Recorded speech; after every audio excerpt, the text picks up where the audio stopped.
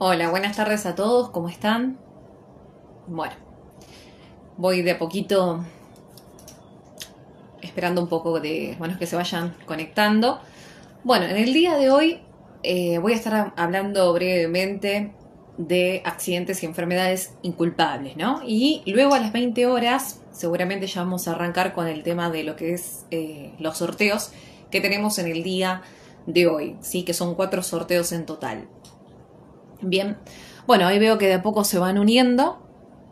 Bueno, espero que todos tengan un buen viernes. El mío ha sido bastante movidito, hay que decir la verdad. Pero bueno, siempre poniéndole el pecho a las balas. Bueno, ahí voy a esperar un poco mientras tanto se van conectando. Y vamos a arrancar con el análisis de lo que sería básicamente el régimen de accidentes y enfermedades inculpables. 200 artículos que están regulados del artículo 208 al 212 de la Ley de Contrato de Trabajo, ¿no? Mi idea más que nada es hacer una síntesis breve para que obviamente a ustedes les sirva en cuanto a diferenciar los accidentes y enfermedades inculpables de lo que serían los accidentes y enfermedades profesionales que están reguladas en la Ley de Riesgo de Trabajo, ¿no? Más allá del marco normativo, que ahí ya también tenemos una cuestión para poder tener en cuenta, y no ser redundante en lo que estoy de alguna manera expresando.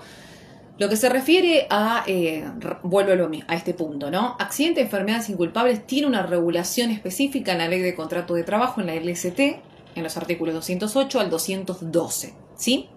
Ahora bien, sabemos muy bien que todo lo referente a accidentes de trabajo, accidentes in itinere y enfermedades profesionales van a tener una regulación distinta en la Ley de Riesgo de Trabajo 24.557 y sus respectivas reformas, ¿sí?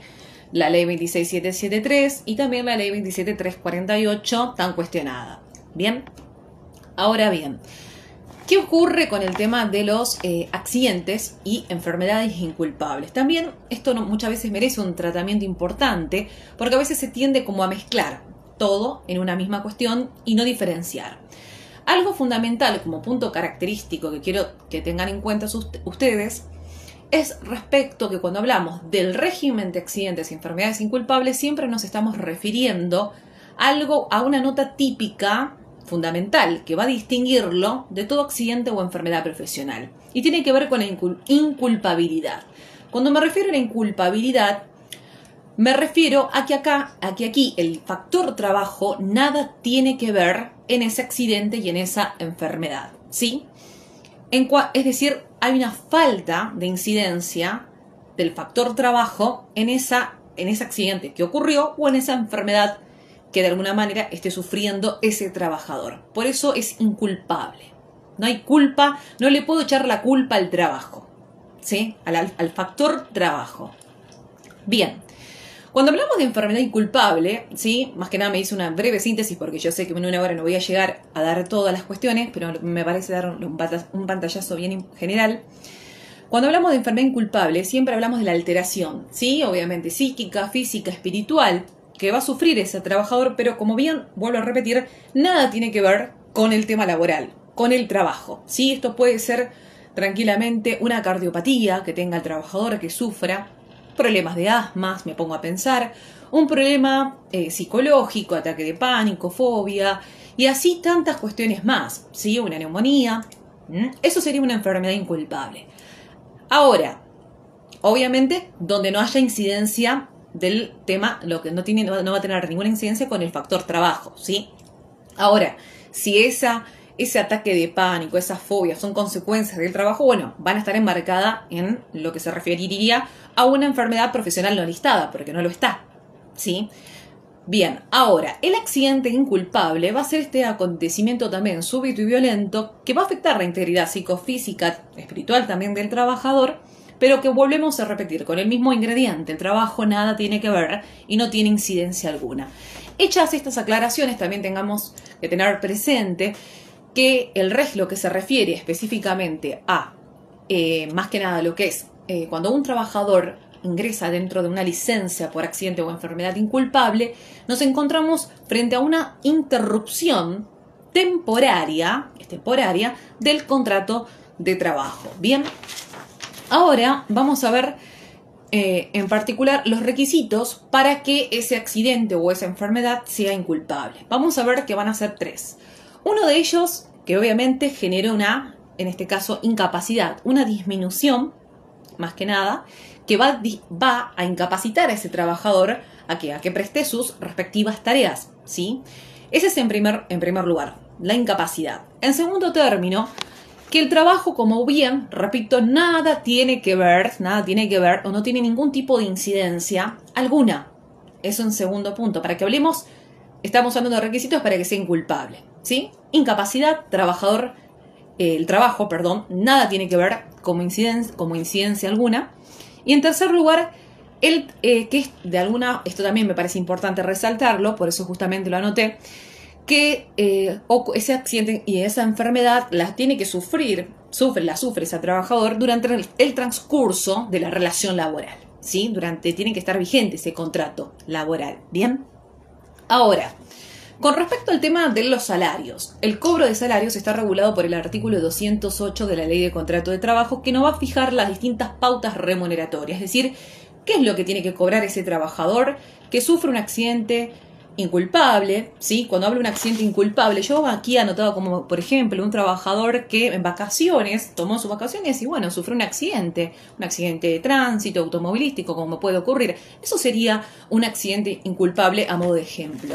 Ahora bien, la gran pregunta que uno siempre se realiza es ¿qué tiene que cobrar este trabajador? Y el 208 dije que fija las pautas remuneratorias. Ahora, ¿qué son estas pautas remuneratorias? Bueno, ese trabajador va a tener que cobrar lo mismo, va a tener que percibir en cierta forma lo mismo que hubiera tenido que cobrar si no hubiera sufrido ese accidente inculpable o esa enfermedad inculpable, ¿sí? Cobraría lo mismo, lo que debería percibir. Inclusive la norma habla que también debe percibir este trabajador todo lo que se refiere a los aumentos de convenio colectivo, ¿sí? Como también las cifras, obviamente lo que son las sumas no remunerativas, todos los aumentos paritarios también van a estar incluidos de lo que debe cobrar el trabajador conforme el 208. Por otro lado, también algo importante es el tema de la licencia, el tiempo, ¿no? Esto va a estar determinado por la antigüedad. Si es un trabajador que tiene una antigüedad inferior a 5 años, le va a corresponder una licencia de 3 meses, que va a pasar a ser de 6 meses si tiene cargas de familia. Ahora bien, si la antigüedad supera los 5 años, lo que le corresponde de licencia van a ser 6 meses. Y si tiene cargas de familia, llega a 12 meses, ¿sí? Esto lo podemos encontrar en el primer párrafo del 208. Es decir, que esta licencia de este trabajador, a la hora de determinar el plazo del tiempo, va a estar ligada claramente ¿a qué? A la antigüedad, ¿sí? Y a las cargas de familias, ¿sí? Depende de su antigüedad y su carga de familia. Veremos si son 3, 6 o 12 meses, ¿sí? Bueno, hechas estas aclaraciones, quiero mencionar una cuestión, de lo que se refiere a las remuneraciones variables, ¿sí? Hay trabajadores que obviamente no tienen una remuneración que va variando. Bueno, entonces en esos casos lo que va a hacer, se va a tener que realizar un promedio, ¿sí? Para poder establecer lo que debe cobrar conforme al 208, un promedio de lo que ese trabajador percibió durante el semestre, durante los últimos 6 meses, ¿sí? Ahora bien, el accidente o la enfermedad inculpable, este régimen de licencia que prevé el 208 al 212 que estoy mencionando, va a finalizar, ¿sí? Va a obtener su fin en el caso de que tengamos, en primer punto, una alta médica, que puede ser uno de los supuestos, en caso de fallecimiento. En tercer lugar, también vamos a ver el periodo de reserva previsto en el artículo 211, que ya lo vamos a hablar, o en caso de que, de alguna manera, esta incapacidad, por así decirlo, pasa a ser absoluta. Estos son los 4 supuestos, voy a repetir, por los cuales finalizaría, en cierta manera, esta finalización de este cobro de salario del 208 que estábamos mencionando. Son alta médica, fallecimiento, incapacidad absoluta y periodo de reserva. ¿Bien? Ahora, vamos a ver aquí también las obligaciones que tiene el trabajador. Un trabajador que sufre un accidente inculpable, como daba el ejemplo aquel que en este caso se fue de vacaciones y tuvo la mala desgracia, por así decirlo, que tuvo un accidente de tránsito, al ejemplo que yo estaba dando, o aquel que sufre una enfermedad inculpable, como puede ser en este caso un problema, una cardiopatía, ¿sí? En este caso que toma conocimiento de hacerse estudios, en este caso cardiológicos. Bueno, este empleador tiene la obligación de dar aviso a su empleador de esta enfermedad que está padeciendo, ¿sí? La norma habla de dar aviso, y por otro lado también, no solamente dar aviso, sino también tiene que poner en conocimiento del empleador el lugar donde se encuentra. Esto está regulado en el artículo 209 de la Ley de Contrato de Trabajo, ¿no? Esto de alguna manera de que el trabajador tenga esta obligación de dar aviso y de notificar en qué lugar se encuentra, tiene que ver también con un derecho que tiene el empleador. El empleador tendrá todo el derecho de realizar los controles que correspondan, control por parte del empleador, ¿sí?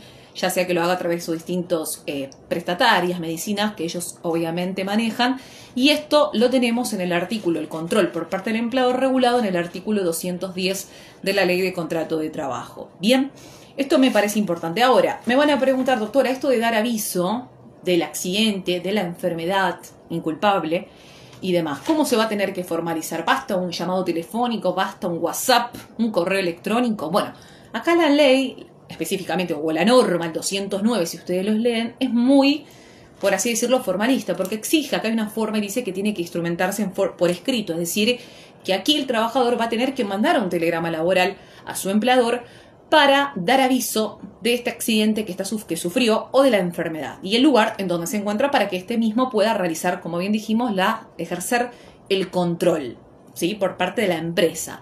O sea que la formalidad es escrita, no basta esto del WhatsApp y más allá de todas estas cuestiones de los cambios tecnológicos que tenemos tanto y la super tecnología, la ley en ese punto, como vuelvo a repetir, también esto tiene que ver con una cuestión que muchas veces en este caso se debate y está bien en el buen sentido, de que también la ley de alguna manera tiene que ayornarse a esta nueva realidad social, esta nueva realidad que hoy estamos viviendo con todo este tema de las WhatsApp, de medios tecnológicos y demás. Pero mientras tanto yo tengo que decir que en este punto debe ser por escrito, por telegrama laboral fehaciente. Obviamente, como toda norma, sí, y toda regla general tiene sus excepciones, sí, habla casos de fuerza mayor. Obviamente, vamos a hacer un ejemplo, no quiero ser melodramática, pero cuando hablo de fuerza mayor, por ejemplo, el trabajador que estaba vacacionando sufre un accidente de tránsito y claramente el mismo termina o sea, ocurre el deceso de este trabajador, eso dice claramente que en ciertos casos no va a poder dar aviso, ¿sí?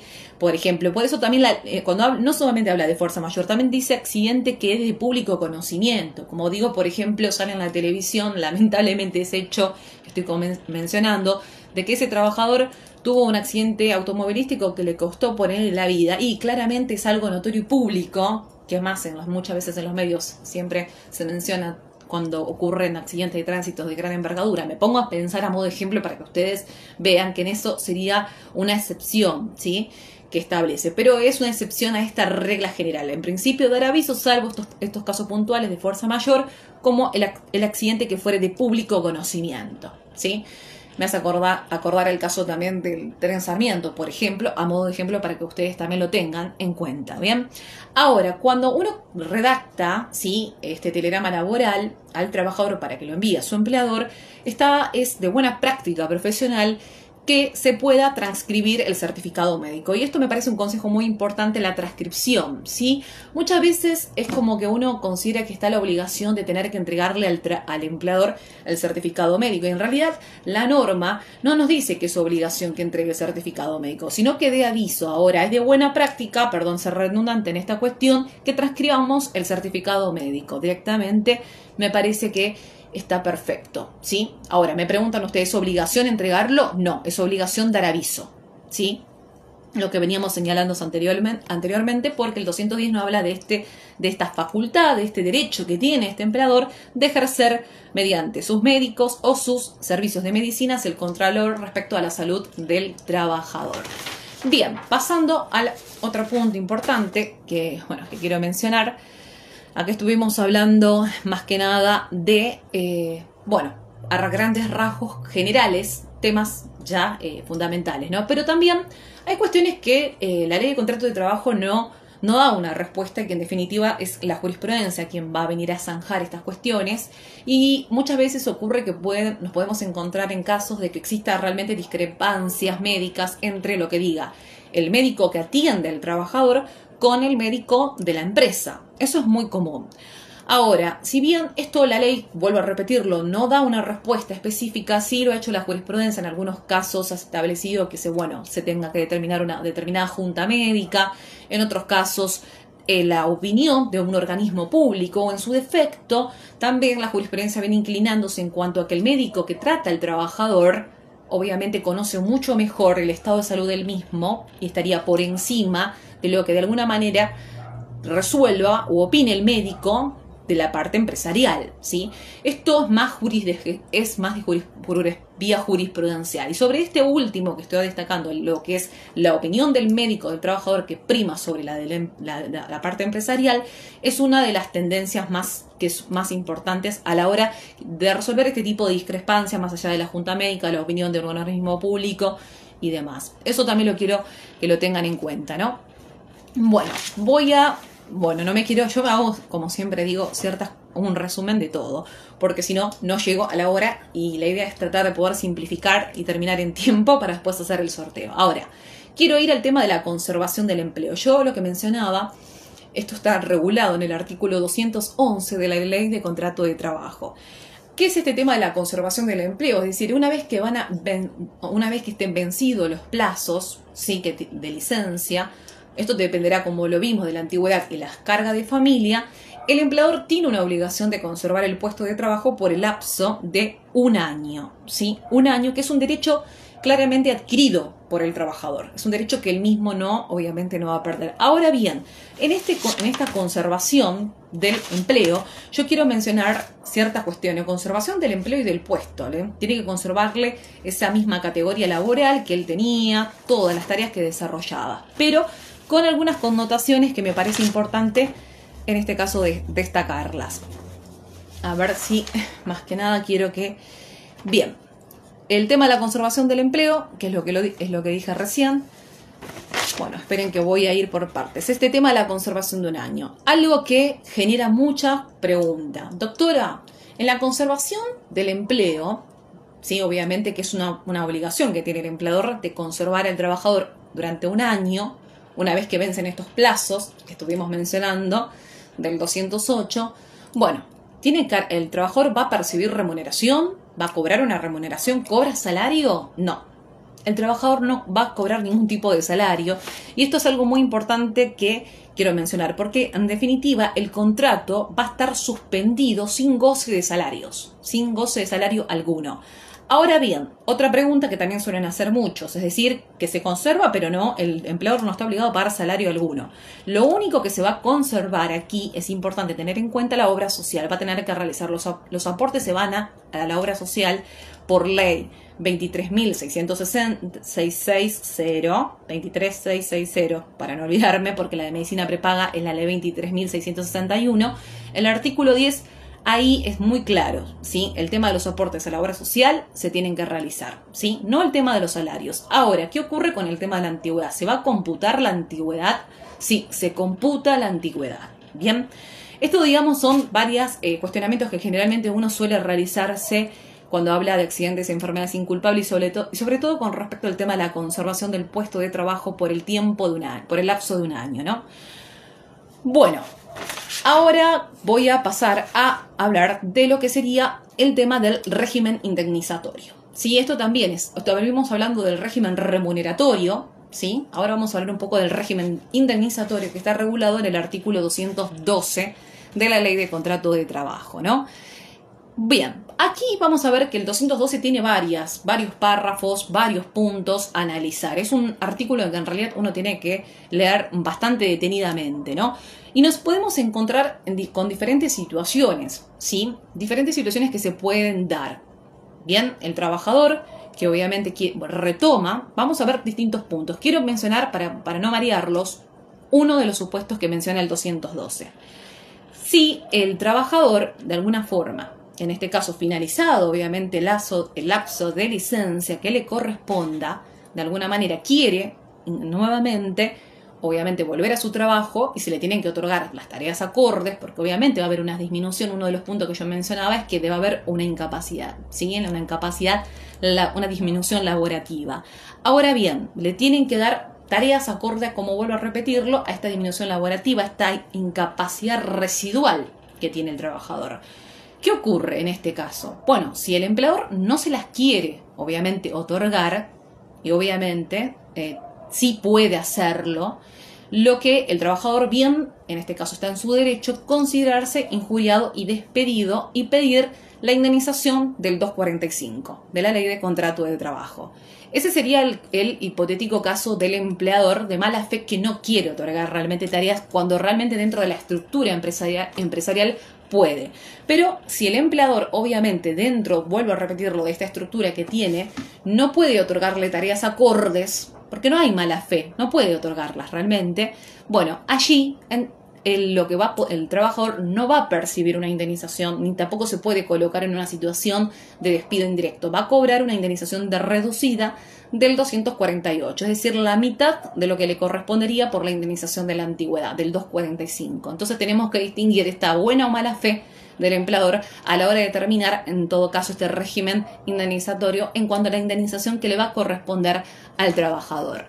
Bien, vamos a pasar ahora a otros puntos importantes. Volvemos todo al 212. Estamos en el 212 de la Ley de Contrato de Trabajo.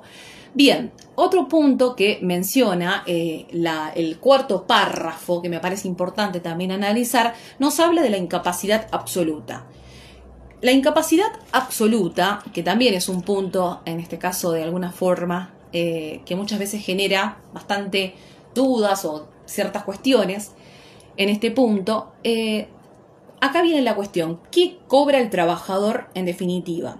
Bueno, claramente si el trabajador en este caso no puede volver a sus tareas laborales porque de alguna manera este accidente o esta enfermedad inculpable generó una incapacidad, y valga la redundancia, absoluta, como bien diga, va a traer aparejado para el empleador una carga económica.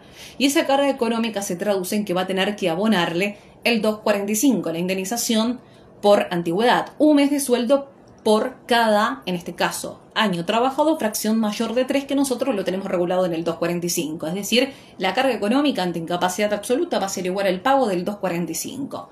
¿Sí? Ahora, cuando me hablan de incapacidad absoluta, esto también la jurisprudencia ha zanjado esta cuestión, que el trabajador tiene que tener una incapacidad del 100%, no. ¿Sí? Porque muchas veces está este tema, ¿cuánto tiene que tener de incapacidad para que uno pueda determinar que realmente el trabajador tiene esta incapacidad absoluta? No, este tema del 100% y claramente que no. ¿Sí? Me pongo a pensar en unos casos en donde obviamente un trabajador pudo sufrir un ACV, ¿sí? O quedó en una situación cuadripléjico, ¿bien?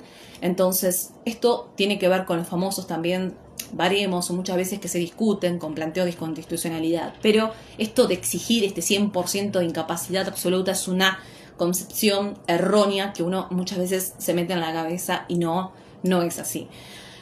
Bueno, algo que quería que tengamos en cuenta, ¿sí? Cuando yo hablaba del trabajador que quiere retomar tareas, aquel que tiene y no se las quieren otorgar porque haya buena o mala fe por parte del empleador, a este punto de la incapacidad que estamos mencionando, del 212, último párrafo, habla de incapacidad absoluta. Lo que puedo decir más que nada en el tema de la incapacidad absoluta, que lo va a distinguir de aquellos otros de los supuestos del primer párrafo, el segundo párrafo y el tercer párrafo del 212, ¿sí? A lo que sería el cuarto párrafo que habla de incapacidad absoluta, debemos distinguir lo que es disminución definitiva, ¿sí? De lo que es la incapacidad absoluta. La incapacidad absoluta claramente tiene que ver con un tema de irreversibilidad. Irreversibilidad en cuanto me refiero los daños provocados en la salud de este trabajador. Bien, esto digamos para mencionarlo. Bueno, algo que no me quiero en este caso, bueno, hemos hablado de todo lo que tiene que ver con régimen indemnizatorio. Y después vamos a hacer una acotación que me parece bastante importante. Después yo voy a leer algunas preguntas que están allí. En este caso sé que están escribiendo, pero primero quiero terminar de alguna manera con los puntos para que no me falte. Se discute mucho la naturaleza jurídica de todas estas prestaciones que estamos hablando, ¿no? Las prestaciones del 212 de la Ley de Contrato de Trabajo, todo lo que hablamos del régimen indemnizatorio, ¿sí? Esto del 245, que en algunos casos paga el 245, en otros el 247. Y bueno, hay distintas vertientes, distintas, por así decir, corrientes. Muchos dicen que se trata de prestaciones de seguridad social, otros entienden que es un sistema de capitalización, y hay otros autores que entienden que se trata de una indemnización por extinción del vínculo laboral, y otros autores van a encontrar que hablan que en definitiva se trata de indemnizaciones de tipo autónomas, independientes. Es decir, hay distintas corrientes y uno se me tiene que decir cuál es la naturaleza jurídica y está discutida. Siempre ha sido discutida en cuanto a cuál es su esencia, de alguna manera, de este régimen del 212 indemnizatorio, ¿no? Bueno, lo que sí queda claro que acá existen derechos y obligaciones para ambas partes, claramente, tanto para el trabajador como para el empleador. ¿Por qué? Porque el trabajador vimos que, para hacer a modo sintético de resumen, debe dar aviso, como bien dije, debe decir también dónde se encuentra para que el empleador, que pueda ejercer la facultad que tiene de contralor, de control, ¿sí? Y dije que tiene que hacerse por escrito, pero por otro lado, vamos a ver que el empleador también, así como el trabajador tiene obligaciones que estaba mencionando, el empleador también tiene dos obligaciones que estuvimos viendo. Y van a decir, bueno, una de ellas es la carga remuneratoria, debe pagar salarios. Los salarios los tiene que pagar, es indudable. Bien, y por otro lado, también además de alguna manera, esta obligación remuneratoria, carga remuneratoria, también tiene una carga indemnizatoria respecto al trabajador. ¿Sí? O sea, vemos cómo ambas partes, en cierta forma, tienen sus derechos, cada una, como también sus respectivas obligaciones. Bueno, a ver, creo que no me ha quedado, en este caso, algo importante. Bueno, el 212 en el quinto párrafo nos habla de la acumulación de beneficios. Es decir, esto de cobrar, de alguna forma, los beneficios que establece el 212, me refiero en cuanto a esta carga, en este caso, indemnizatoria como remuneratoria, nos dice que no es incompatible con cualquier otro beneficio que establezca el convenio colectivo o el estatuto especial de ese trabajador que bien se pueda acumular. Sabemos muy bien que la Ley de Contrato de Trabajo es una norma de orden público general, pero que en definitiva nosotros también, cada vez que nos toque un caso en particular donde nos encontremos frente a un accidente o una enfermedad inculpable, más allá de ir a la Ley de Contrato de Trabajo, que es la que estoy desarrollando en esta cuestión, también tenemos que ir claramente aquí al convenio colectivo aplicable, porque el convenio colectivo aplicable de ese trabajador también de alguna manera nos va a determinar ciertos beneficios, ¿sí? Que no quiero ser redundante, por ese convenio le corresponda. Entonces yo tengo que irme al convenio de actividad, ¿sí? Que está regulado, o en su defecto al estatuto especial. Si es un doméstico, voy a ir a la 26844. Si me ves un trabajador de construcción, tendré que ir al régimen que regula el estatuto especial de construcción, que es la ley 22.250, para ver qué me dice respecto a este tema, ¿sí? A grandes rasgos estamos viendo lo que sería la norma en general, ¿sí? Ahora, creo que no me ha quedado en eso decir, bueno, que nada importante en este punto. Bueno, el tema de la famosa recidiva, ¿no? También que se habla mucho. Esto está regulado en el 208 de la Ley de Contrato de Trabajo. ¿Y qué significa esto de la palabra recidiva? Es más, yo muchas veces hasta me cuesta pronunciarla realmente.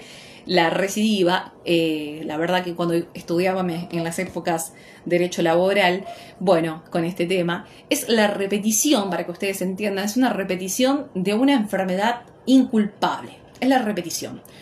Ahora bien, para que ese trabajador, bueno, nosotros como vemos, sabemos que hemos hablado que el trabajador, conforme a su antigüedad, su carga de familia, le va a corresponder una licencia, ¿sí?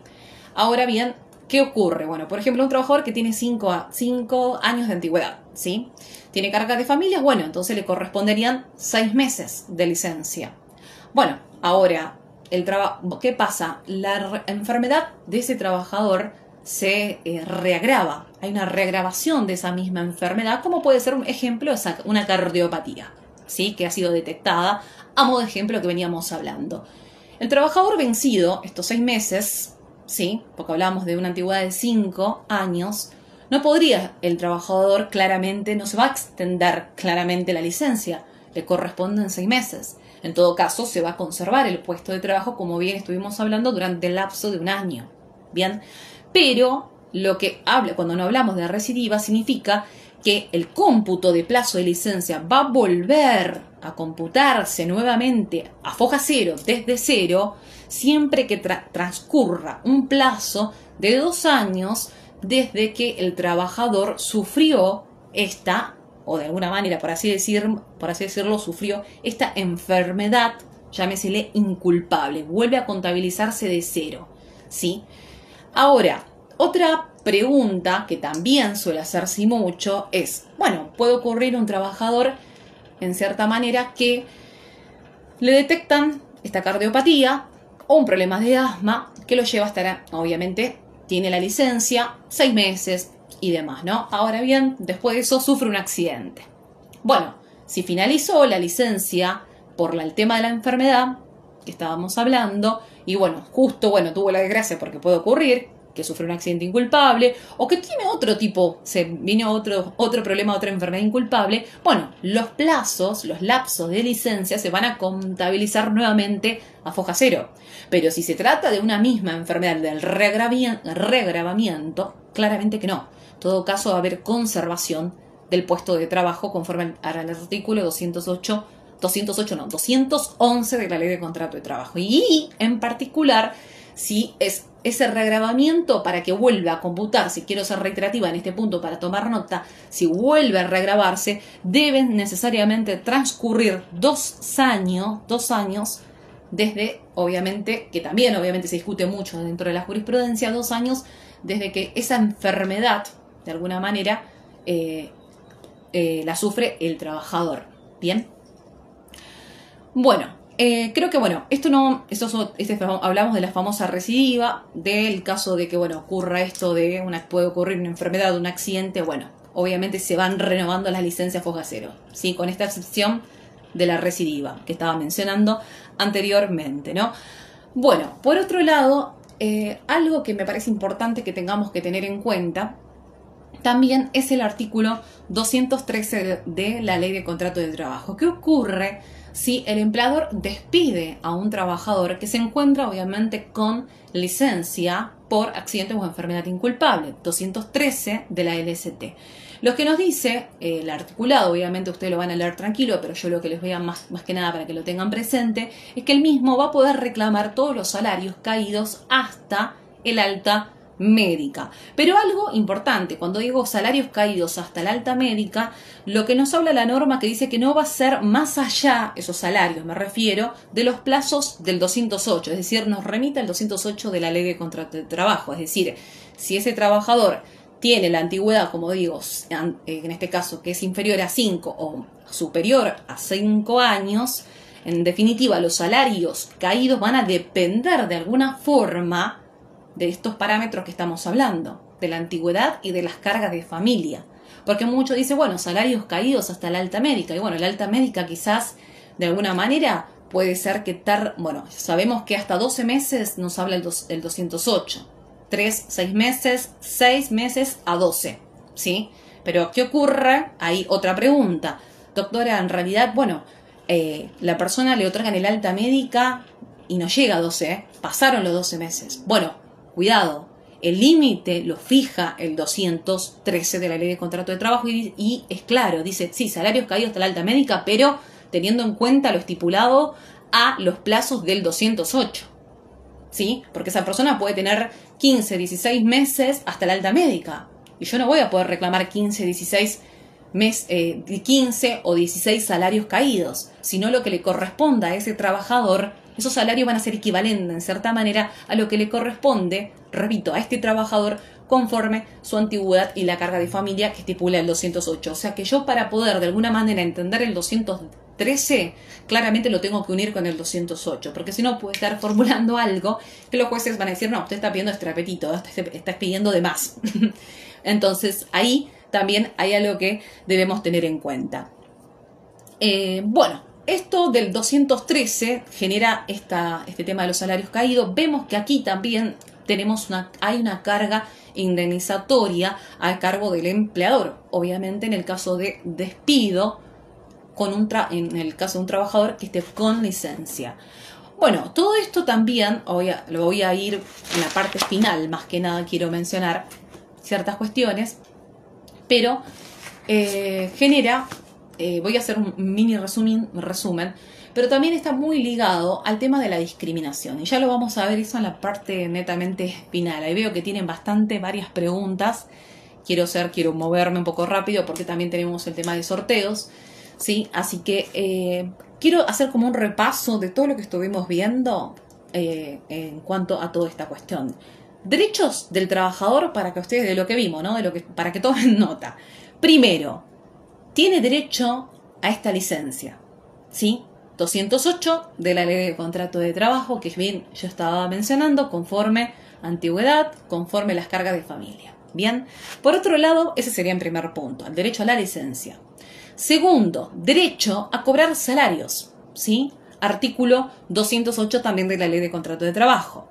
Por otro lado, otro derecho que tiene el trabajador, que yo no lo mencioné, es a no sufrir ningún tipo de interferencias del facultativo del empleador. Es decir, ¿qué significa esto? Esto está regulado en el 210 de la Ley de Contrato de Trabajo. Cuando ese trabajador va a hacerse los controles que dispone el empleador, y le dice el médico del empleador, no su médico tratante, míreme, a mí yo considero que usted debería seguir ese tratamiento y dejar el tratamiento que usted está haciendo con el médico suyo que usted lo está atendiendo. No, cuidado, no puede haber. El trabajador no tiene por qué acatar de alguna manera lo que le esté disponiendo en cierta forma ese médico de la empresa, ¿sí? Por eso el 210 léanlo y habla de este tema de el trabajador no puede en modo alguno sufrir ningún tipo de interferencias del facultativo del médico laboral de la parte empresarial, ¿sí? Otro punto, otro derecho que tiene, la conservación del puesto de trabajo que estuvimos hablando por el lapso de un año. Lamentablemente, como bien digo, no genera carga remuneratoria, no se paga remuneración, sí tiene que el empleador en este caso cumplir con el tema de la obra social. Si no cumple, nosotros podemos intimar conforme la Ley de Obra Social, artículo 10, Ley 23.660. Y genera cómputo de antigüedad. Se computa como lo estuvimos viendo, ¿no? Bueno, estos son varios derechos, como vemos, de la conservación, como van surgiendo también otros puntos. Por otro lado, ¿qué más me queda por decir? Bueno, creo que de alguna manera, el derecho que estuvimos viendo a recibir tareas acorde a su incapacidad, ¿sí? Por así decirlo, residual, que es lo que estuvimos evaluando. Un derecho también a un régimen indemnizatorio que dependerá obviamente de toda esta cuestión. Dependerá muy bien también, obviamente, de la postura del empleador, de la buena o la mala fe de realmente reincorporar a este trabajador, ¿sí? Hay muchos casos, y eso el trabajador lo sabe muy bien, si realmente puede ser reubicado en un puesto de trabajo, en un lugar distinto al cual se encontraba, en base a toda esa estructura que tenga esa organización de la empresa. Hay casos que se va a poder y otros casos que no se puede, ¿sí? Pero bueno, es una cuestión, en definitiva, que también ustedes acá tienen que tener en cuenta algo muy importante: la carga dinámica probatoria. ¿Quién se encuentra en mejores condiciones de probar realmente? Bueno, mira, yo no te puedo otorgar tareas livianas o no te puedo reubicar porque dentro de mi estructura no puedo. Y realmente, ¿quién está en mejores condiciones en esta cuestión? Carga dinámica probatoria, el empleador, que de cierta manera siempre uno está en este punto, en la parte de prueba, y me refiero en una cuestión netamente judicial. El que alega un hecho debe probarlo, pero también nosotros debemos peticionar esto de la carga dinámica probatoria. El empleador, en definitiva, que pueda probar que realmente no puede otorgar tareas porque dentro de su estructura de organización que tiene, no lo puede dar, que no hay mala fe de su parte.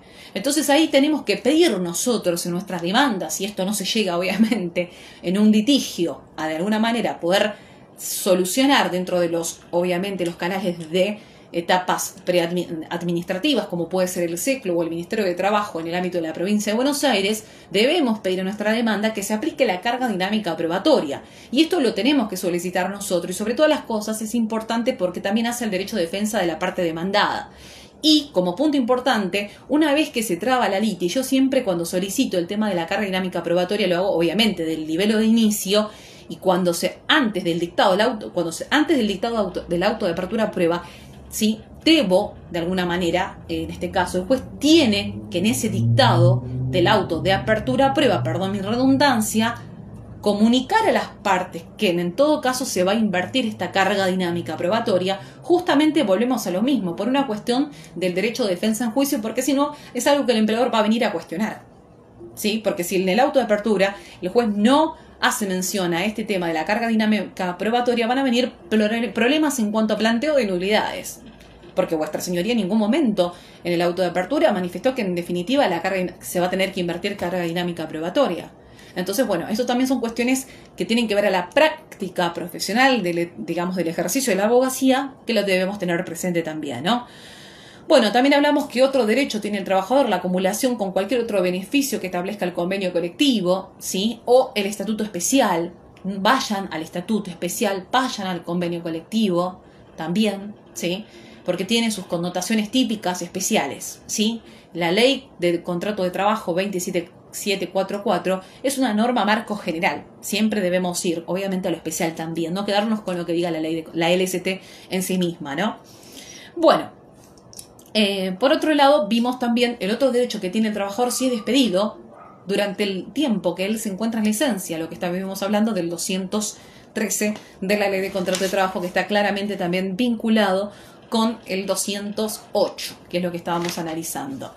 Bueno, para ir cerrando de alguna forma también en esta cuestión, bueno, así como también, bueno, decía, bueno, doctora, pero usted me agarró y me hizo un resumen de todos los derechos del trabajador. Y bueno, hay muchos que están del otro lado que seguramente también, obviamente, yo la verdad que me cuesta mucho, lo reconozco, de alguna forma no represento lo que es el tema, me gusta más defender al trabajador, sí, y más que al empleador, pero también tengo que mencionarles, vamos a ir de una cara, o sea, así como vimos una cara de la moneda, vamos a ver también la cara de la otra, ¿no? Bueno, derechos del empleador, porque todo derecho también, obviamente, asimismo, ese derecho que tiene este trabajador, como también ahora vamos a ver el repaso de los derechos del empleador, implica que si hay un incumplimiento, como todo, genera ¿qué? Una obligación, todo.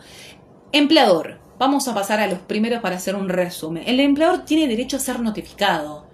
Y acá viene esta cuestión, ser notificado fehacientemente, por escrito, por telegrama, que se le dé aviso, dónde, en qué lugar se encuentra ese trabajador, el domicilio, para poder, obviamente, llevar adelante el control.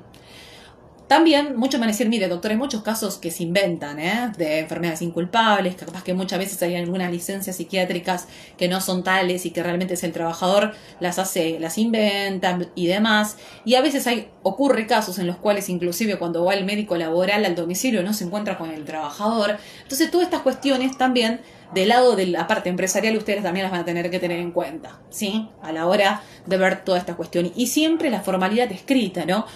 Más allá de que, bueno, he visto algunas jurisprudencias en las cuales, si bien esta formalidad es muy tajante, de que sea por escrito o por telegrama, de esto de dar aviso, hay fallos, pero son muy pocos y los menos en cuanto a que han hecho lugar a esta cuestión de notificaciones por medios, ya sea tecnológicos, por correos electrónicos. Tiene que tratarse, en todo caso, como vuelvo a repetir, de estas excepciones que yo hablaba, la fuerza mayor, ese acontecimiento que es de público y notorio conocimiento, como le mencionaba a modo de ejemplo, el hecho que ocurrió, por ejemplo, con el tren Sarmiento, que es algo que nadie puede desconocer y que el trabajador justamente sufrió un accidente, es algo que el empleador no puede desconocerlo, que sí, porque es público, es notorio, ¿sí? Pero eso es una excepción, repito, a la regla general que estuvimos viendo, ¿no?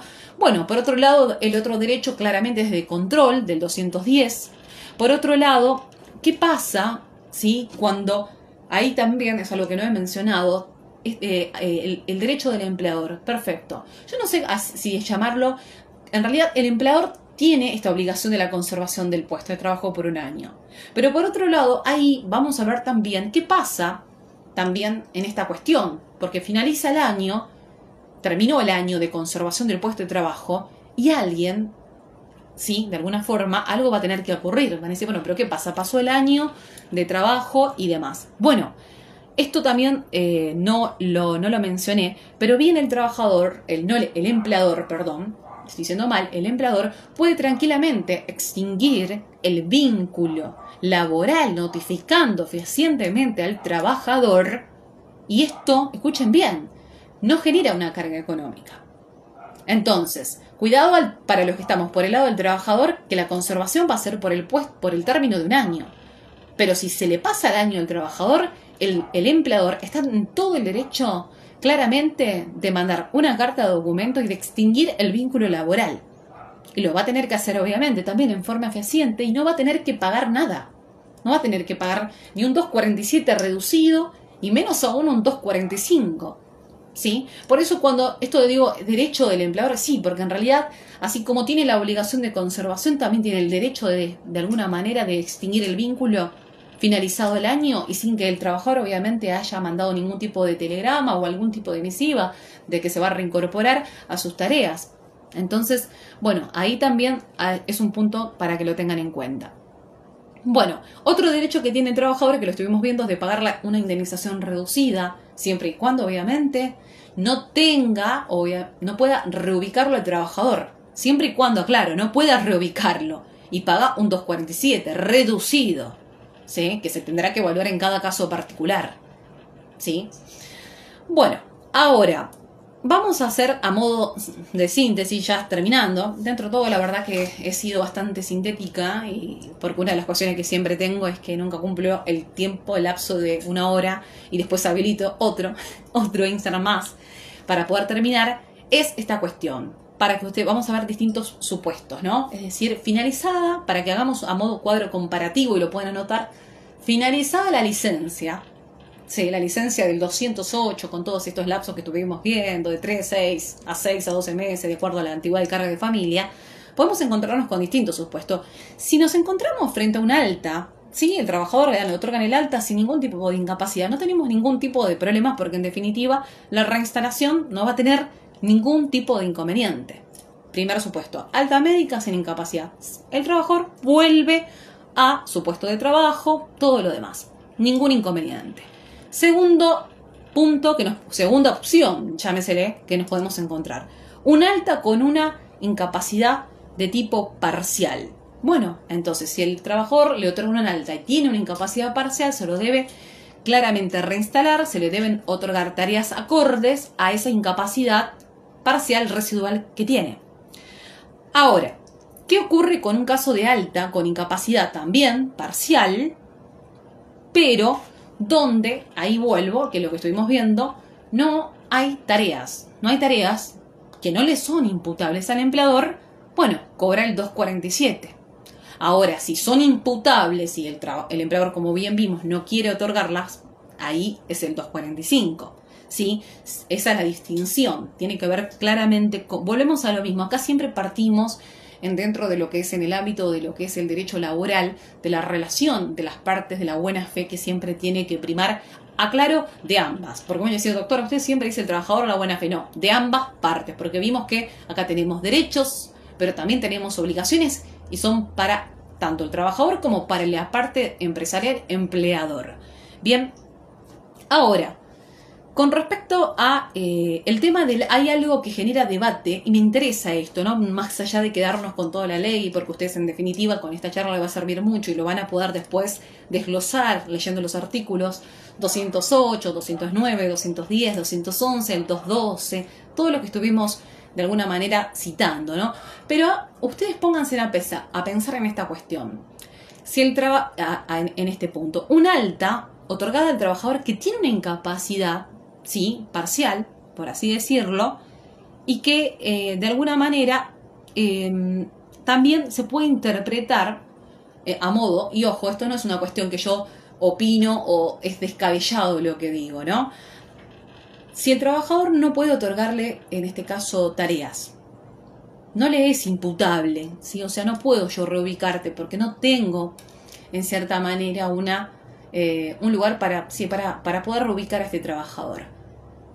No hay mala fe, está bien, del empleador, no puede hacerlo. Bueno, debe pagar, como dijimos, el 245, pero muchos dicen, bueno, en cierta forma, no estaría en el 212 cuando nos habla de esta cuestión, donde no hay imputabilidad, está bien, al empleador para reubicarlo, pero no nos encontramos aquí, hablo entre signos de pregunta grandes, dentro de la propia norma de la ley de contrato de trabajo que regula toda esta cuestión frente a realmente a un acto discriminatorio que estarían enmarcado dentro de la ley antidiscriminatoria, que es la ley 23.592, porque en definitiva es algo que lo dejo como un gran interrogante.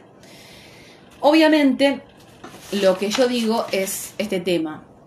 Genera mucho discusión esta cuestión. Está bien, muchos van a decir, doctora, bueno, pero no puede ubicarlo porque no puede, o sea, no tiene, no hay una malicia, sí, pero no deja de ser un trato discriminatorio al trabajador, ¿no? Es para pensarlo, es para debatirlo, y también hay casos en los cuales, en la jurisprudencia me refiero, en vez de pedir el 245, muchos trabajadores lo que han solicitado es, en definitiva, pedir la nulidad del despido y solicitar, obviamente, la reinstalación más el pago del daño moral. Con fundamento en lo que estuvimos hablando, en la ley antidiscriminatoria, vuelvo a repetirla, la ley 23.592. Vuelvo a repetir, ¿genera controversia esto? Sí, mucho, discutido. ¿Qué aplico? El 212 en el tercer párrafo, o en su defecto, lo que es el régimen especial, que es del 212, o en su defecto aplico lo que se referente a la discriminación, que no sería el régimen especial, sino un régimen general. Porque esto de la discriminación emana claramente de este deber de no dañar al otro. Y yo claramente en esta cuestión, cuando hablamos de discriminación, está vulnerando también esto, alterum non ladere, el deber de no dañar a otro artículo 19 de la Constitución Nacional. Estoy enfermo, entonces también en cierta manera implicaría un acto de discriminación. Bueno, hay fallos que han dado lugar y procedencia a la reinstalación, al pago de daño moral. Me van a decir, doctor, ¿y cómo se tabula un daño moral? Bueno, en realidad no hay un parámetro fijo. Hay jueces que han tabulado en 13 salarios y más o menos lo que hacen es equipararlo a una indemnización agravada para los casos de despidos por matrimonio o despidos por cuestiones que tengan que ver con despido por embarazo. Entonces hay otros que establecen un porcentaje determinado, o sea, está como dividido. Yo no soy mucho esto de los porcentuales, de los porcentajes más que nada, ¿sí? Yo creo que hay que ver cada caso en particular, que muchas cuestiones no pueden quedar dentro del criterio subjetivo del juzgador, ni tampoco puede quedar atado a criterios objetivos matemáticos, ¿sí? Como por ejemplo, matemáticos como por ejemplo puede ser un baremo, es decir, que vos me digas, bueno, ante una fractura, en este caso es tanto y tanto por esta edad. Creo que tenemos que evaluar todo el marco completo, particular de ese trabajador, la edad, su contexto social, familiar, en general. Son varias cuestiones, ¿sí? Yo creo que en definitiva estaría bueno que se pueda evaluar, sí, obviamente, estos criterios objetivos, pero no de un marco de discrecionalidad por parte de quien obviamente tenga que dictar una sentencia, ¿no? Porque quizás ahí nos podremos encontrar frente a realmente alguna sentencia que puede llegar a ser claramente de tipo arbitraria. Por eso decir, bueno, tabulamos esto en 13 salarios, es la solución, y la realidad que no, da para otra charla, pero siempre me gusta generarles interrogantes y que ustedes piensen, ¿sí? Pero por lo que he visto en algunos fallos, de alguna manera han resuelto a esta equiparación a la indemnización, repito, matrimonio-embarazo. Bueno, creo que en definitiva hemos abarcado lo que de alguna manera quería, más que nada, no por el tiempo, me voy a fijar porque yo a las 7 arrancamos, 7:52 por primera vez, es un milagro, tengo 8 minutos nada más, y ya lo que voy a hacer, bueno, justamente es después de esto arrancar con el tema de los sorteos, ¿sí? O sea, capaz que voy a cerrar un toque el vivo y ya a las 20 lo hago, porque tengo que acordarme, aunque no lo crean, de los 6 libros, porque hoy es un sorteo por 6, que hasta yo misma reconozco que me olvido de toda la cantidad de libros y no me maten del nombre de los autores en general. Así que hay que estar. Bueno, a ver, voy leyendo. Bueno, veo muchos comentarios, muy didáctica la explicación. Es muy bueno lo del trato discriminatorio. Bueno, acá me dice, no es obligación la presentación del certificado médico, pero no está de más presentar ante el empleador. Sí, es lo que estuvimos hablando, no es una obligación, sí, no es una carga que tiene el trabajador, pero yo bien lo hablaba dentro en el inicio de la charla, de que si bien no es obligación, o sea, no hay una obligación de entregar el certificado médico, es de buena práctica que al momento que el trabajador lo notifique y de aviso del accidente o la enfermedad, puede transcribir tranquilamente el certificado médico. A veces hay casos en que el trabajador no puede desplazarse o de alguna manera ir hasta el lugar de trabajo para presentar esa constancia médica. Entonces eso lo podemos de alguna manera suplir mandando que envíe ese telegrama y transcriba todo lo que es el certificado médico, ¿sí?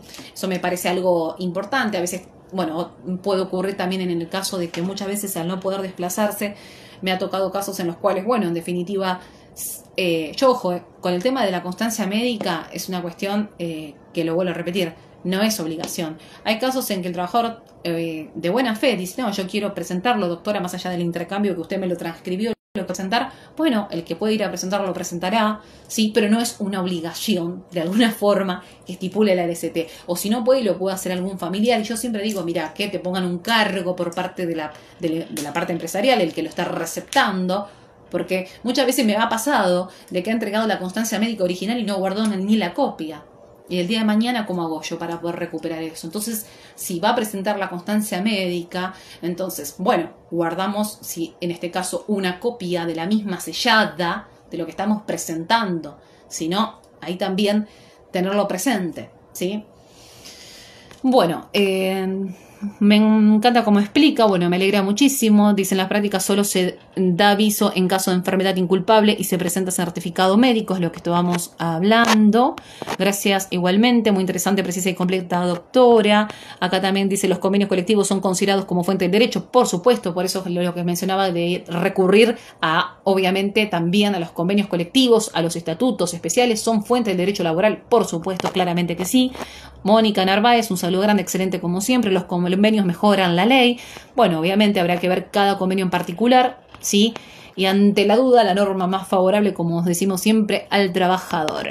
Bueno, dice aquí una colega, doctora, ¿qué sucede en el supuesto de que el trabajador le asiste licencia el 208, pero le desvirtúa haciendo trabajos en negro? Asimismo, el empleador hace uso del 210 y en efecto el médico indica que sí, en efecto debe guardar reposo. Sin embargo, el trabajador incumple con su reposo laboral laborando clandestinamente. Bueno, pero acá lo que tenemos que decir acá a la colega Virginia, por lo que yo entiendo, el trabajador se encuentra en una situación de clandestinidad, un trabajo en negro. Entonces, si están ante una situación de trabajo en negro, lo que tiene que hacer este trabajador, en primer lugar, es intimar a la registración de la relación laboral, porque estaría en negro total, por lo que estoy leyendo en el artículo 8 de la ley 24013, mandar primeramente la misiva al empleador para que regularice, registre la relación de trabajo, y también a la AFIP dentro de las 24 horas para que sea procedente dicha multa, porque en definitiva este 212 que estamos hablando, claramente una de las cuestiones que yo mencionaba para que sea aplicable este tema del régimen de licencias, una de las cuestiones que yo hablaba era la incapacidad. En primer punto hablaba que el trabajo no tiene ningún tipo de incidencia, y por otro lado también otro requisito para que este régimen se aplique es que esté vigente un vínculo, un contrato de trabajo. Pero acá nos encontramos con no nos encontramos con un contrato de trabajo, nos encontramos en cierta manera con una relación laboral en negro que se va a tener que probar. Ese es el tema, ¿sí? Se va a tener que probar, como todo. Bueno, algo que quería, dice, si es docente público tiene el régimen de licencia del estatuto docente, por supuesto. Hay que ir a cada estatuto, volvemos a lo mismo en esa cuestión, ¿no? Bueno, en el caso de que un trabajador presente en forma esporádica certificación dice acá médica por la misma patología, se computa de igual forma hasta alcanzar el periodo de pago de acuerdo a su antigüedad. Bueno, esto es lo que estuvimos hablando de la recidiva, ¿sí? Si se trata de una misma enfermedad y se agotaron los plazos, listo, el empleador debe conservar el puesto de trabajo para que vuelva a computarse esa enfermedad nuevamente. Por una cuestión de regravamiento deben transcurrir un plazo de 2 años para que esa licencia vuelva a contabilizarse desde cero, ¿sí? Salvo que se trate de otra enfermedad distinta o de otro accidente en donde allí los cómputos comenzarán a foja ceros a cero mismo, ¿no? Obviamente siempre teniendo en cuenta su antigüedad y las cargas de familia, ¿no? Doctora, si el trabajador fallece por un accidente inculpable, ¿qué indemnización le corresponde? Dice aquí una colega. Bueno, en el caso de que un trabajador fallecimiento por accidente inculpable, tenemos que tener en cuenta acá varias cuestiones en primer lugar, ¿no? Tenemos que recurrir a la indemnización por fallecimiento del trabajador dentro de la ley de contrato de trabajo, que es una indemnización reducida. Por otro lado, habrá que verificar la legitimación de los derechos habientes que tengan para poder reclamar. Y con respecto a... bueno, acá me dice fallecimiento. Me ha ocurrido un caso también hace bastante tiempo de un fallecimiento de un trabajador, hablando de justo la pregunta de la colega rápidamente para estar bien en el tiempo, donde falleció. Bueno, se reclamé obviamente el empleador la indemnización, en este caso reducida, pero por otro lado acá había un problema de también además de haber un fallecimiento, lo habían despedido al trabajador y él mismo todavía no tenía la alta médica. Entonces, en esos casos así, que pueden darse, uno lo que puede reclamar es lo que estuvimos hablando, los salarios caídos del 213, ¿sí? Hasta tanto, obviamente me van a decir, bueno, doctora, pero salarios caídos hasta la alta médica habla en particular la norma, y acá hubo un fallecimiento. Bueno, igual 208 de la ley de contrato de trabajo nos habla específicamente y está unido en la relación que estuvimos hablando, de que esos salarios caídos van a quedar de alguna manera también a la hora del reclamo supeditados en cuanto a cuánto le correspondería a ese trabajador de licencia, ¿sí? Si le corresponden 3, 6 o 12 meses. Entonces, en base a eso, yo puedo tabular los salarios en base a su antigüedad y la carga de familia, y aparte le reclamo todo lo que corresponda al fallecimiento del 248. Obviamente hay casos también en los cuales hay... de alguna manera también puede ocurrir el fallecimiento de un trabajador que está en situaciones de grises, como yo le diría, ¿no? Quizás mal categorizado, que ya no va a estar dentro de un reclamo de una 24013, pero sí podría enmarcarse todo eso, o encuadrarse, sería la palabra precisa, dentro de la ley 25323, que es una norma complementaria a la 24013, que no exige que el vínculo laboral esté vigente, porque si hay fallecimiento, el vínculo laboral, una de las causales por la cual se extingue un vínculo laboral es por fallecimiento de trabajador. Y muchas veces me preguntan, doctora, ante el fallecimiento de un trabajador que estaba mal categorizado, que de alguna forma que se le debían, había diferencias salariales que no se le pagaban, o por ejemplo, vuelvo a repetirlo, quizás también tenía ciertas deficiencias que ya no las voy a poder encuadrar claramente ni en el 9 por la remuneración ni en el 10 por el tema de la fecha de ingreso. Bueno, en todo caso, las puedo encuadrar en el artículo 1 y 2 de la 25323, porque no me va a exigir como requisito sine qua non, que sí lo tiene la 24013, que la relación laboral esté vigente, y acá claramente no lo está porque hay un fallecimiento. Bien, bueno, he tratado de contestar las preguntas, obviamente que, bueno, más rápidamente. Dice el monito de la indemnización, el monto, capaz que el COVID es enfermedad laboral, es una enfermedad presuntamente laboral, presuntivamente, que tiene un carácter de presunción. Eso lo vamos a estar viendo, si Dios quiere, el martes, si no me equivoco, 9 de marzo, junto con el doctor Leonel Delgado. Vamos a estar hablando de proceso laboral en Nación a las 20 horas, ¿sí? A las 8, y dentro de lo que vamos a estar hablando, DNU 34, el DNU 34 en realidad, ya estoy con tantas cosas, el DNU de la doble indemnización, que hoy ha sido de alguna manera con tantas prórrogas, de DNU 39/2021, que nos habla de la previsión de despido, de la duplicación de la doble con el tope indemnizatorio de los 500.000 pesos, y también habla del COVID como enfermedad presuntivamente profesional, y eso lo vamos a estar abordando porque ahí hay mucho por de alguna manera hablar también.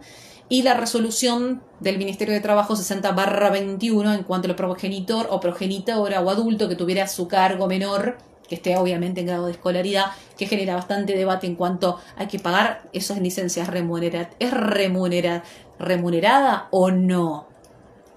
¿Sí? Y así otros interrogantes más que genera la misma porque no dice nada. Bueno, obviamente eso lo vamos a ir viendo todo vendría a ser la charla del, si no me equivoco, 9. Igual está todo publicado en Instagram, todas las fechas, porque hasta yo me olvido de las fechas, corre rapidísimo los días.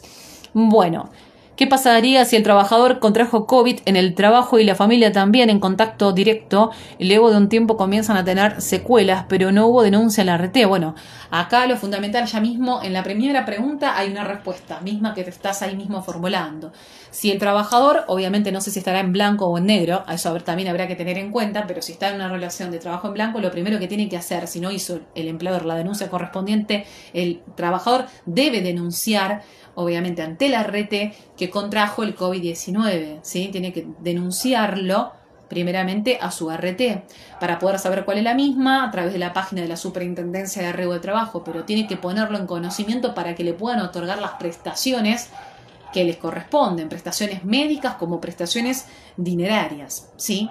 Eso da para una charla bastante importante sobre esta cuestión. Dentro de la diplomatura práctica que vamos a arrancar en abril, vamos a estar hablando todo lo que se refiere a ley de riesgo de trabajo, desde lo más simple a lo más complejo. También trataremos el tema del COVID-19 como enfermedad presuntivamente profesional, con todas las bastante trabas que tiene, en cierta forma, los distintos DNU que se han dictado en esta cuestión y sobre todo la resolución también última que en realidad que habla de la doble y también de la duplicación, ¿no? Bien. Bueno, nada más, ¿no? Dice, gracias por la invitación, asistiré al encuentro. Perfecto, ¿dónde queda grabado? Voy a ver de grabarlo, que quede guardado esto en Instagram. Bien, ahí hecha todas estas, he tratado de contestar lo que, más lo más rápido posible. Voy a hacer un ratito corto y volvemos a los que sí le digo esta cuestión que tengan que cumplir siempre, verificar los requisitos para el sorteo de ahora. A las 20 horas ya arrancamos, corto un toque, anoto bien todas las cosas, ¿sí? Los 6, porque son 6 libros, de alguna manera lo vamos a hacer en los 6 sorteos, pero en realidad 4 se van a realizar ayer. Dije, mejor lo simplifico y hacemos todo el sorteo en un mismo día y así, cuestión de economía, como le diríamos, economía procesal en los términos procesales, está perfecto. Así que ahora corto un toque y si ustedes cumplieron los 4 requisitos que son bastante sencillos, por otro lado agradecer a la editorial Llanes Ediciones, ¿sí? De alguna manera por la gentileza en colaborar para poder de alguna forma hacer estos sorteos de libros. Uno de ellos de Residencia en Derecho Penal, que ya fue entregado a la doctora Mónica Andrade, a la cual le mando un saludo grande. Y hoy, se va a estar también sorteando libro de Derecho Procesal Penal, también de la editorial Llanes y otros tantos más que voy a estar mencionando. El doctor Juan Pablo Echiza también, que de alguna manera con buena predisposición va a donar un libro de Derecho Laboral en emergencia. Así que agradecerle a todos los colegas que realmente me aportan este granito de arena para que todos puedan, en este caso, seguir creciendo en la profesión. Ahí justo la veo a la doctora Mónica Andrade, que justamente estaba hablando de que ha sido una ganadora de uno de los últimos del libro de reincidencias en el derecho penal. No voy a hablar más porque menos mal que son 8 y 6 y dentro de todo llegamos bastante bien. Algo que sí, quiero mencionar una cuestión importante, nada más a modo de cierre, porque si no siempre me quedo con algo que me parece fundamental.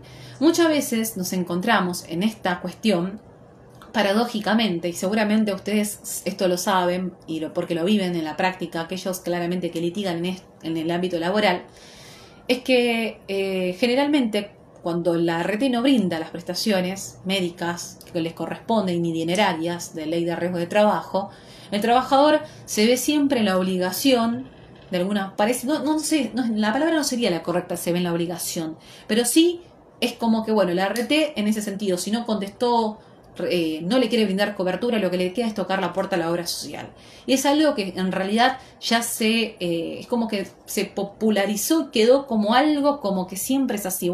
Listo, si la RT vos denunciaste de alguna forma, estamos hablando no de un accidente, enfermedad culpable, quiero para duda distinguir la cuestión, estoy hablando de un accidente de trabajo, una enfermedad profesional, un accidente itinerante que tiene que ser cubierto por ley de riesgo y no por este marco de la ley de contrato de trabajo. Entonces ahí el trabajador denuncia, generalmente se encuentra con que le rechazan, que la enfermedad es inculpable, que que es preexistente, bla bla bla, las mismas contestaciones que realizan siempre. Entonces, ¿qué pasa? Ante esa situación el trabajador desesperadamente, claramente, obviamente porque ¿qué necesita? La cobertura médica, sobre todas las cosas, fundamental en esta cuestión, ¿sí? Y va a la obra social. Entonces, es como que, los abogados nos acostumbramos a esto, de cuando viene un caso así, en definitiva anda a la obra social que te brinde la cobertura médica, ¿no? Bueno, yo creo que esto de acostumbrarnos no está tan bueno, realmente. No está bueno directamente, por decirlo, ¿no? Luego, bueno, vendrá las cuestiones que tenga la obra social con la RT, opciones de repetición contra ellos, pero no está bueno colocarlo al trabajador en esa situación, ¿sí? Bueno, esto da lugar para otra charla, ¿sí? Esta charla de estas famosas licencias, estos accidentes o enfermedades inculpables, porque ustedes pónganse a pensar que si ese trabajador, y por eso hablaba de esta diferenciar accidente, enfermedad inculpable de un accidente o enfermedad profesional, porque me ha pasado en un caso, un colega en particular, que lo estamos llevando en forma conjunta, donde un trabajador en realidad sufrió un accidente de trabajo y aquí, picardía por parte del empleador, está dentro de lo que es le pagan el salario, todo lo demás como corresponde, pero está dentro de la licencia por accidente inculpable, pero es un accidente de trabajo. Entonces, claro, el tema es que, decía, doctora, está cobrando su sueldo, lo atiende la obra social, está todo perfecto. Bueno, pero el trabajador tuvo un accidente bastante complicado. Y por más que la antigüedad supera los 5 años, sabemos que le corresponderá, porque tiene carga de familia, en el caso de este trabajador, le corresponde esta licencia de 12 meses, es decir, de un año. Pero el trabajador aquí está haciendo, claramente hay como un velo societario. Yo estoy se está cubriendo un accidente de trabajo bajo la apariencia de un accidente inculpable. Entonces, se está aquí, cuando ya pase los 12 meses, se va a quedar con una conservación del puesto de trabajo. Y sí, por un año. Pero si el trabajador no se recupera en ese año, una vez que le finaliza la licencia, el empleador tiene todo el derecho de mandar carta de documento y no tener carga indemnizatoria y no pagarle ningún centavo.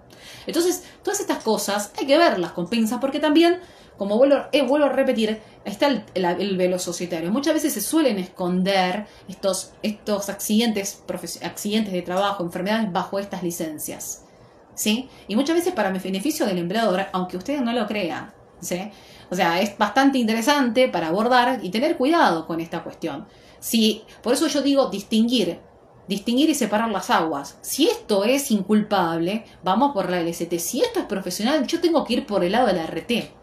Yo tengo que ir a luchar por la vía que corresponda. Como cuando nos dictan los despachos y dicen, doctor, vaya por la vía legal que corresponda. Bueno, acá ocurre lo mismo. Es así. ¿Sí? Porque ese trabajador, en definitiva, a la larga, al empleador le va a salir claramente más que barato todo, porque no va a tener que pagar nada.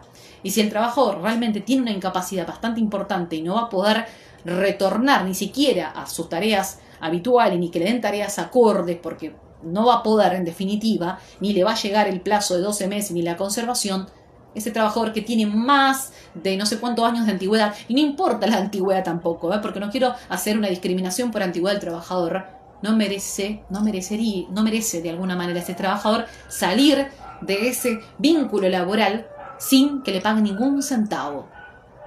Entonces, ahí le dejo también otras preguntas y signos de preguntas grandes para pensar. Vayamos por la vía que tiene que ser. Si es inculpable, luchamos por la ley de contrato de trabajo. Si es por una cuestión profesional, donde ahí sí el factor laboral tiene vínculo, ART, ley de riesgo.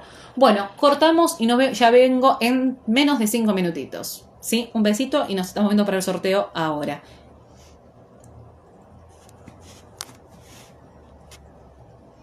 Bueno.